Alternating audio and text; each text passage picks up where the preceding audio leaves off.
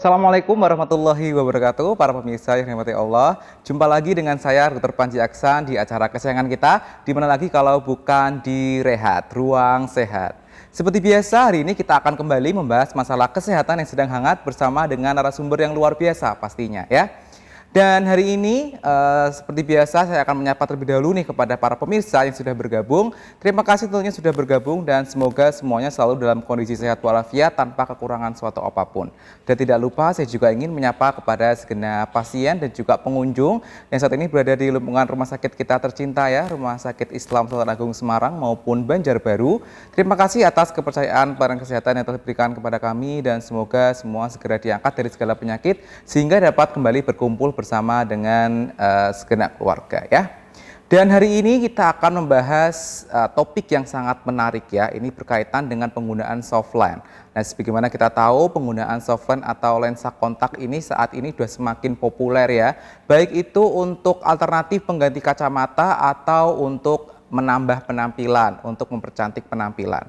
Nah, tentunya penggunaan softline ini harus diikuti dengan cara-cara yang benar karena penggunaan softline yang tidak tepat ini ternyata dapat memicu infeksi pada mata, terutama infeksi pada kornea. Nah, kornea ini adalah salah satu lapisan terluar pada mata ya, dan meskipun dia sangat tipis tapi sebenarnya fungsinya sangat besar terutama untuk melindungi mata kita dari benda asing maupun dari infeksi. Dan tentunya bila terjadi infeksi pada kornea ini bisa berdampak fatal bahkan juga bisa mengganggu penglihatan.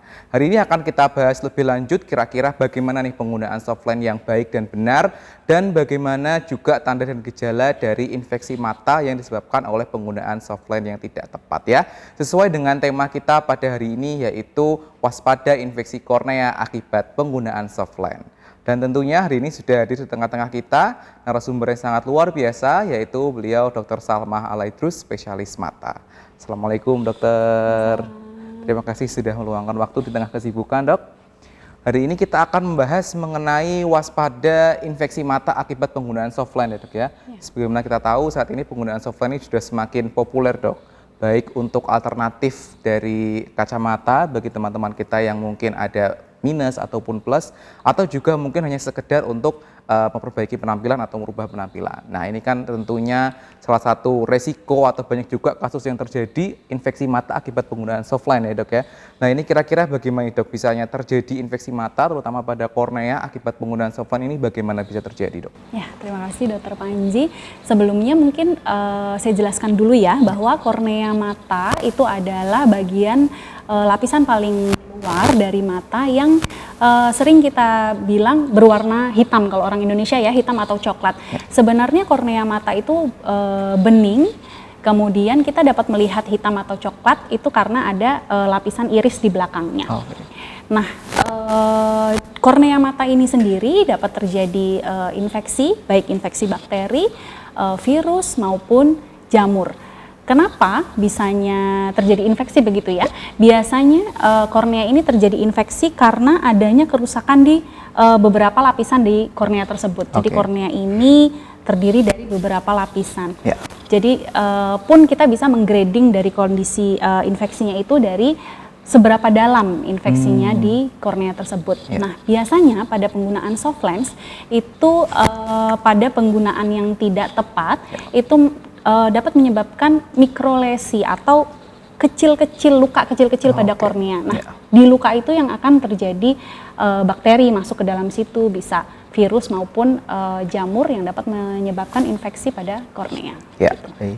Jadi kornea ini lapisan yang sangat tipis tapi fungsinya sangat besar ya dok ya, karena ini adalah bisa dibilang lapisan terluar pada mata kita yang pertama kali melindungi mata kita dari paparan iritasi ataupun infeksi-infeksi bakteri dan jamur. Dan tentunya tadi bila terjadi adanya mikrolesi atau luka yang kecil-kecil akibat penggunaan softline yang tidak tepat, ini bisa memperparah atau mungkin meningkatkan resiko terjadinya dari infeksi kornea ini. Begitu ya dok ya? Nah tentunya selain dari penggunaan softline dok, apakah ada faktor risiko yang lain dok yang berkaitan dengan infeksi pada kornea, Dok? Untuk faktor resiko selain penggunaan soft lens biasanya trauma. Yang pertama trauma, segala macam trauma termasuk hanya kelilipan, jadi bisa kelilipan debu, kemudian serangga. Biasanya serangga itu ada bagian-bagian yang tajam ya yang akan melukai kornea itu sendiri. Kemudian bisa juga ketika kita terkena daun, tergesek oleh daun, kemudian terkena percikan tanah. Biasanya kalau misalnya pasien yang bekerja sebagai petani bisa terkena percikan dari tanah itu sendiri. Kemudian selain trauma, pasien-pasien yang memiliki sindrom mata kering, kemudian penyakit imunitas yang lainnya, kemudian kelainan pada sistem dari lakrimasi atau air mata, itu dia juga meningkatkan resiko untuk terjadinya infeksi pada kornea mata. Ya, baik. Jadi mungkin catatan khusus nih bagi teman-teman kita yang banyak pekerjaan ini bersinggungan dengan hal-hal yang bisa menyebabkan trauma pada mata, semisal ketika kita mengelas, atau mungkin pekerjaan-pekerjaan yang lain yang sering bersinggungan dengan trauma pada mata ini harus lebih bijak, seperti bisa juga menggunakan pelindung pada mata. Begitu ya, Dok, jangan sampai terjadi meninggikan atau meningkatkan resiko terjadinya infeksi pada kornea tadi. Ya. Dan untuk infeksi pada kornea ini seperti kita tahu tadi salah satu penyebabnya adalah penggunaan softline yang kurang tepat ya, Dok ya. Nah, ini kira-kira bagaimana sih, Dok, cara penggunaan softline yang tepat dan juga mengurangi resiko terjadinya infeksi pada mata ini, Dok? Ya, jadi ketika kita memang harus menggunakan soft lens, mungkin kita memiliki kelainan refraksi seperti minus dan lain sebagainya, atau hanya ingin tampil lebih cantik begitu ya. Itu berarti kita berkomitmen terhadap diri kita sendiri bahwa saya harus bisa menjaga kebersihan dari soft lens itu sendiri, kemudian bagaimana cara menjaga supaya tidak terjadi infeksi. Nah, yang pertama pastinya sebelum penggunaan soft lens itu kita harus cuci tangan. Jadi cuci tangan dengan benar dengan menggunakan sabun dan air mengalir. Kemudian yang kedua, sebelum soft lens itu dipakai harus dibersihkan dengan cairan khusus untuk pembersih dari soft lens itu sendiri. Jangan menggunakan air keran atau mungkin air minum ya. Mungkin kita anggap air mineral itu mungkin bebas dari bakteri, tetapi sebenarnya tidak bebas dari bakteri. Kemudian sebelum kita pakai, kita harus mengecek keadaan dari lensa kontak kita sendiri. Jadi apakah lensanya itu sobek atau pokoknya ada bagian yang robek, itu bisa dapat melukai kornea mata kita. Kemudian ada hal-hal yang tidak boleh dilakukan juga pada saat kita menggunakan soft lens. Yang pertama, menggunakan soft lens terlalu lama. Yang kedua, kita tidur menggunakan soft lens karena pada saat kita tidur, mata kita itu cenderung lebih kering dibandingkan pada saat kita beraktivitas karena kita berkedip. Nah, air mata itu keluar pada saat kita berkedip. Begitu. Kemudian berbagi atau meminjam soft lens dari orang lain atau kita meminjamkan soft lens ke orang lain. Lalu yang sering kita kurang perhatikan adalah kita mencoba soft lens pada saat kita ingin membeli soft lens itu sendiri. Jadi kita coba, warna ini cocok atau enggak ya di mata kita. Itu juga meningkatkan resiko terjadinya infeksi pada kornea. Kemudian yang terakhir yaitu berenang. Berenang juga nggak boleh menggunakan soft lens. Gitu. Jadi sebenarnya yang salah bukan softline-nya ya, Dok, tapi bagaimana cara kita untuk menggunakan softline itu dengan baik dan benar sehingga bisa mengurangi risiko terjadinya infeksi pada mata ya. Bila dilakukan dengan benar tentu penggunaan softline ini bisa dibilang tidak berbahaya, begitu ya, Dok ya. Ya, dan selanjutnya kita kembali lagi ke tadi, Dok ya, bahwa softline ini memang bila digunakan dengan tidak tepat salah satunya bisa meningkatkan risiko terjadinya infeksi pada kornea. Nah, ini kira-kira apa, Dok, tandanya ketika kita sudah mulai mengalami infeksi pada kornea ini, Dok? Ya, untuk tanda umum pada infeksi kornea, mungkin yang paling ringannya adalah rasa mengganjal pada mata, kemudian mata kemerahan, bisa sangat merah, bisa hanya sedikit merah, begitu. Kemudian silau, jika melihat cahaya, silau sampai ke nyeri, bukan hanya silau saja. Kemudian tadi ya, mengganjal atau sensasi benda asing pada mata kita, atau ada kita muncul putih-putih di kornea mata kita. Jadi di tengah-tengah mata kita yang hitam ini, dia muncul putih-putih. Berarti itu adalah salah satu tanda bukan hanya terjadi infeksi ringan pada kornea mata, tetapi yang putih-putih adalah jaringan nekrotik atau jaringan mati pada kornea mata kita. Jadi sudah ada luka pada lapisan korneanya ya dok ya, yang tentunya cukup berbahaya juga. Nah kemudian bila sudah mulai timbul tanda atau gejala yang seperti sudah disebutkan tadi, kira-kira apa yang harus segera kita lakukan dok? Ya, kalau kita sudah sebenarnya bukan hanya pada pemakai soft lens begitu ya. Ketika kita sudah mengalami keluhan pada mata, mengganjal atau matanya merah begitu, apalagi pada kita yang pengguna soft lens, itu sebaiknya harus langsung memeriksakan diri kita ke dokter spesialis mata untuk mendapatkan penanganan dan terapi yang tepat. Dan yang perlu diperhatikan, tidak boleh merimbang mata dengan air keran, atau yang biasa ya kita sering dapat pasien dirimbang dengan air sirih, begitu ya, karena di dalam air keran dan air sirih itu bisa ada kuman-kuman dan bakteri yang tidak bisa kita lihat, yang dia malah masuk ke dalam lukanya tersebut dan akan memperburuk infeksinya tersebut, begitu. Terus yang terakhir juga tidak boleh mengobati sendiri. Jadi kita kadang mencoba mengobati mata kita sendiri dengan membeli tetes mata di apotek. Ya mungkin kalau misalnya pas lagi belinya yang pas gitu ya mungkin bisa sembuh. Jadi banyak kok pengalaman yang saya beli terus sembuh gitu. Itu alhamdulillah. Tetapi ketika kita salah obat sedikit aja itu akan memperburuk infeksinya. Ya, berarti memang harus diperhatikan karena banyak sekali ini pemirsa di rumah yang ketika merasa matanya merah atau mengganjal, itu seringkali pertolongan pertama langsung dirimbang atau diguyur dengan air ya, apalagi airnya sembarangan, ternyata itu dapat meningkatkan, justru malah dapat meningkatkan ya dok ya, resiko terjadinya infeksi pada mata, apalagi ketika mata kita sudah dalam kondisi luka, tentunya air yang tercemar itu malah bisa semakin memperparah kondisi dari mata kita. Nah ini harus diperhatikan. Ketika timbul gejala-gejala tadi, pemirsa sekalian, sebaiknya memang harus segera memeriksakan diri ke dokter, tentunya untuk mendapatkan terapi dan penanganan yang tepat. Nah, kemudian nih dok, tentunya bila diterapi dengan tepat ini akan dapat mengatasi gejala infeksi ya dok ya. Tapi tentunya juga banyak sekali terjadi yang namanya komplikasi, terutama pada pemirsa-pemirsa yang tidak segera mendapatkan terapi yang tepat. Nah, ini kira-kira apa nih dok, dampak jangka panjangnya yang bisa terjadi dok? Ya, pada prinsipnya segala penyakit itu jika diketahui lebih awal dan diterapi lebih awal, insya Allah hasil terapinya itu akan lebih baik ya, termasuk di mata dan di kornea mata. Kemudian ketika sudah terjadi infeksi yang lebih berat, jadi seperti yang saya tadi bilang itu, kornea mata itu kan ada berlapis-lapis. Ketika infeksinya semakin ke lapisan yang lebih dalam, itu pengobatannya juga akan lebih sulit gitu. Nah, apalagi sudah nanti ada yang namanya terjadi ulkus atau terbentuk jaringan nekrotik atau jaringan-jaringan mati, jadi yang biasa kita sebut nanah begitu di dalam kornea mata. Itu ketika pun sembuh itu kebanyakan akan meninggalkan bekas luka di dalam kornea mata kita, dan itu nggak bisa hilang, dan dapat menghalangi penglihatan kita begitu. Jadi seperti kita di dalam mobil, kaca mobilnya itu seperti tergesek-gesek, putih tergesek, itu akan menjadi penghalang di penglihatan kita. Kemudian itu kalau sembuh ya. Kalau kemungkinan lagi yang terjadi adalah dia infeksinya semakin hebat dan sampai menimbulkan infeksi di dalam bola mata. Nah ini penanganannya lebih sulit lagi. Gitu. Jadi pastinya dengan penanganan yang lebih cepat dan tepat ini dapat menghindari kita dari faktor komplikasi-komplikasi, dan ternyata memang dampak jangka panjangnya ini dapat mempengaruhi penglihatan, bahkan bisa sampai mengakibatkan kebutaan ya dok ya, bisa mengakibatkan adanya ulkus yang tentunya akan menyebabkan penanganannya menjadi lebih kompleks. Nah ini kalau secara prinsip tata laksana sendiri ini sebenarnya seperti apa sih dok untuk infeksi pada kornea ini dok?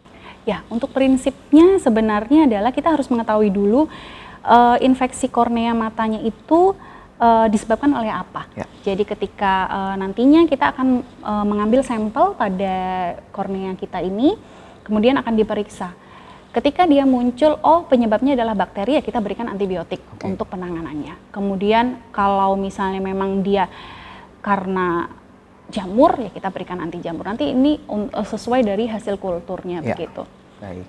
Jadi sebenarnya pada prinsipnya ini pengobatannya adalah dengan mengobati dari penyebabnya. kita ketahui dulu penyebabnya apa, apakah infeksi bakteri, jamur, atau parasit, kemudian kita memberikan tata laksana yang sesuai. Dan pastinya ini dapat dilakukan ketika pemeriksaan ini bisa dilakukan sedari awal ya dok ya. Jadi jangan sampai, mungkin pada para pemirsa di rumah ini juga seringkali ini menunggu gejalanya parah dulu baru memeriksakan diri ke dokter. Seringkali menganggap bahwa gejala mata merah, mengganjal ini suatu yang biasa begitu ya dok ya, sehingga seringkali juga hanya sekedar memberi obat di apotik atau malah seperti tadi merimbang dengan air. Nah, padahal seharusnya diketahui dulu nih apa kira-kira penyebab dari infeksi tersebut sehingga dapat memberikan atau mendapatkan tata laksana yang sesuai ya. Dan untuk selanjutnya nih dok, kita kembali lagi mengenai masalah soft lens atau lensa kontak ya dok ya. Kan kita mengenal ada dua jenis nih dok, ada yang biasanya sekali pakai dok, ada yang juga bisa dipakai beberapa kali atau reusable. Nah ini kira-kira antara keduanya ini mana yang lebih aman dan mana yang lebih berisiko untuk terjadi infeksi pada mata dok? Ya sebenarnya kembali ke prinsipnya ketika pasien hanya mengalami kelainan refraksi simple, misalnya pasien minus, kemudian tidak ada kelainan dari ocular surface yang lain atau bagian bola mata di depan, contohnya dry eye atau sindrom mata kering, sebenarnya kita dapat meresepkan soft lens yang extended atau seperti 3 bulan begitu, dengan catatan bahwa pasien tersebut dapat menjaga higienitas dari soft lens itu sendiri, dan dia mau mencopot soft lens setiap mau tidur gitu. Tetapi ketika pasien dengan sindrom mata kering atau yang tidak bisa menjaga kebersihan dari soft lens itu sendiri, kita sarankan tetap penggunaan yang sekali pakai. Atau ada nih biasanya yang hanya dia sebenarnya matanya sehat nggak minus gitu, tetapi hanya dipakai jika datang ke suatu acara, itu kita sarankan menggunakan yang sekali pakai, karena ketika kita menggunakan di satu acara kemudian disimpan terlalu lama, kita tidak tahu itu adalah tempat pertumbuhan bakteri. Jadi soft lens yang direndam, walaupun dengan cairan soft lens itu sendiri direndam terlalu lama dan tidak perawatan dengan baik ya, itu akan timbul bakteri-bakteri. Sebaiknya yang sekali pakai. Cuman kalau dilihat dari harga ya, mungkin ketika kita yang sekali pakai, apalagi penggunaannya setiap hari dengan mata minus, dia akan lebih mahal begitu. Ya, jadi memang kita sesuaikan dengan indikasi dan kondisi pasien juga ya dok ya, dan sesuai dengan tujuannya apa. Bila memang hanya digunakan untuk kesempatan-kesempatan tertentu, memang yang lebih disarankan adalah yang sekali pakai. Jangan sampai penyimpanannya ini terlalu lama, begitu ya dok. Maksudnya harus disesuaikan juga dengan tujuannya tadi. Dan yang paling penting justru adalah bagaimana kembali lagi bagaimana cara untuk menjaga higienitas atau kebersihan sehingga dapat menghindari resiko dari infeksi. Nah mungkin ini juga intermezzo sedikit nih dok, kan kita ketahui bahwa soft lens ini paling banyak digunakan untuk alternatif kacamata untuk mengobati kelainan refraksi seperti mata minus dan plus. Nah ini kan banyak sekali di luar sana nih dok yang mencap ada obat yang dapat mengatasi mata minus. Nah ini sebenarnya selain penggunaan kontak lens atau soft lens dan juga kacamata ini, apakah benar ada sih dok yang bisa mengobati mata minus atau plus nih dok? Oh ya, jadi begini, prinsip kelainan refraksi, jadi mata minus atau mata plus itu sampai saat ini belum ada obat tetes yang bisa mengobati dari minus itu sendiri. Nah, kemudian ada alternatif lain seperti kacamata. Kacamata tidak mengobati ya. Kemudian ada lensa kontak. Lensa kontak pun dibagi dua, ada hard lens dan soft lens. Nanti disesuaikan dengan kebutuhannya. Kemudian ada juga yang kalau pernah dengar mungkin ortho-K. Ortho-K itu sendiri yang jadi dia hard lens yang dipakai ketika tidur. Itu prinsipnya bisa untuk mengurangi minus itu sendiri, tetapi untuk obat sampai sekarang nggak ada sih. Dan memang pilihan terakhir adalah dengan bedah refraktif ya dok ya, atau salah satunya adalah tindakan lasik dan lain sebagainya. Ya, dan tentunya tindakan itu juga dapat dilakukan di rumah sakit kita ya dok, Rumah Sakit Islam Sultan Agung. Jadi pemirsa memang jangan mudah percaya ya dok ya dengan klaim-klaim di luar sana bahwa memang untuk sampai saat ini masalah anomali refraksi seperti minus dan plus ini memang untuk mengatasinya ya hanya dengan menggunakan kacamata atau lensa kontak. Tapi kalau untuk benar-benar total mengobatinya ya dengan menggunakan pembedahan.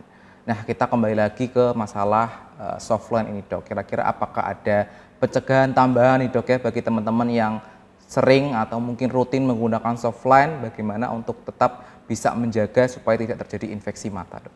Ya, untuk tambahannya mungkin memang kalau kita memang harus menggunakan softline selain yang saya sudah sebutkan tadi, mungkin kita bisa memilih, jadi pilah-pilih dalam pembelian softline. Jadi di dalam softline itu sendiri dia juga ada kandungan airnya dan transmisi oksigennya. Jadi semakin tinggi kita namai DK, nilai DK-nya itu semakin tinggi dia akan semakin aman. Jadi untuk lebih gampangnya ketika kita menggunakan soft lens merek A kemudian merek B, kita pilih yang lebih nyaman ketika dipakai, tidak cepat menyebabkan iritasi, itu berarti kandungan airnya lebih tinggi. Karena ketika kandungan airnya tidak tinggi maka akan menyebabkan cepat kering ya, cepat kering di kornea mata kita dan menyebabkan iritasi ringan begitu.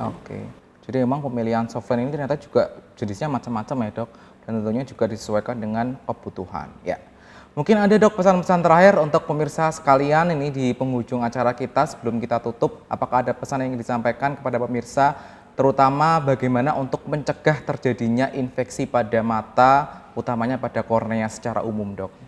Ya. Pesannya adalah ketika kita memutuskan untuk menggunakan soft lens, berarti kita harus sudah berkomitmen terhadap diri kita sendiri bahwa kita bisa menjaga mata kita dari segala infeksi, segala kemungkinan infeksi yang akan muncul.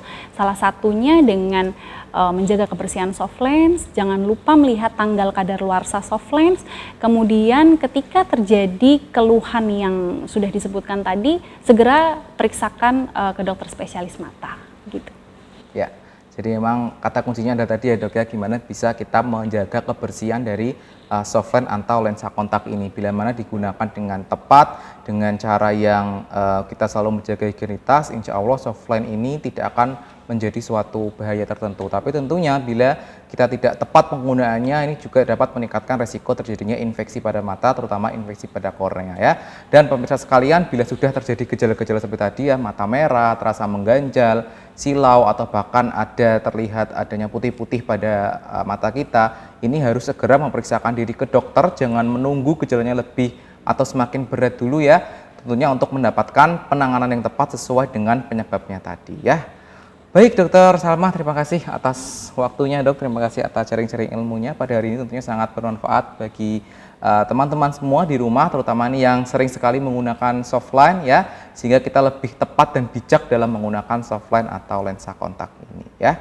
Baik pemirsa sekalian, cukup sekian dulu ya bincang-bincang kita pada hari ini. Tentunya jangan lupa untuk terus saksikan acara kita tercinta yaitu Rehat Ruang Sehat di channel YouTube RSI Sultan Agung Semarang dan juga di channel Hospital TV Sultan Agung. Jangan lupa untuk subscribe channel YouTube kita dan juga nyalakan tombol notifikasi agar tidak ketinggalan video-video menarik kita yang lain pastinya ya. Saya Dr. Panji Aksan beserta dengan semua kru yang bertugas mengucapkan pamit undur diri. Wassalamualaikum warahmatullahi wabarakatuh.